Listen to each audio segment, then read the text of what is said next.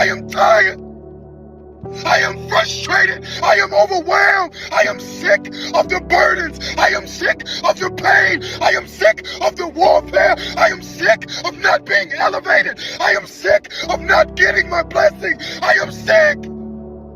I'm tired of still serving. I am tired of still fighting. I am tired of digging and scratching and clawing just to get to the blessing.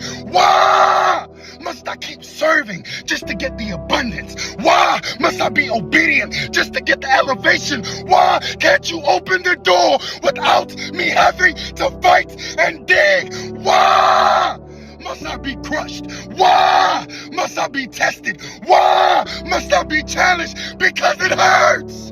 I am ready to quit. But this is the place where you are caught in the crosshairs. This is the place where you are being developed.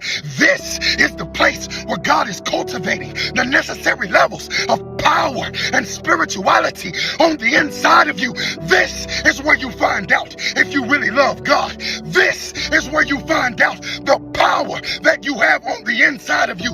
This is where your testimony derives from. This is the place that puts you in a position to be all that God has called for you to be. And if you ever plan on being anybody that walks in authority, that walks in leadership, that walks in abundance, that walks in purpose, you gotta learn how to survive when you can't do nothing else, when you ain't got nobody to talk to, when you don't feel like you got no help, when you feel all alone and you feel secluded from everybody else. Even when God ain't giving you an answer, you gotta learn how to dig deep and survive. Because if you can't do nothing else, you gotta know how to survive, because your survival will put you in a position to be elevated. Your survival will put you in a position for God to do what he wants to do in your life. I know you can't see it. I know it don't make sense. I know it's tiring. I know you're sick of fighting. But if you dig deep on the inside of you, you will find there is a survival instinct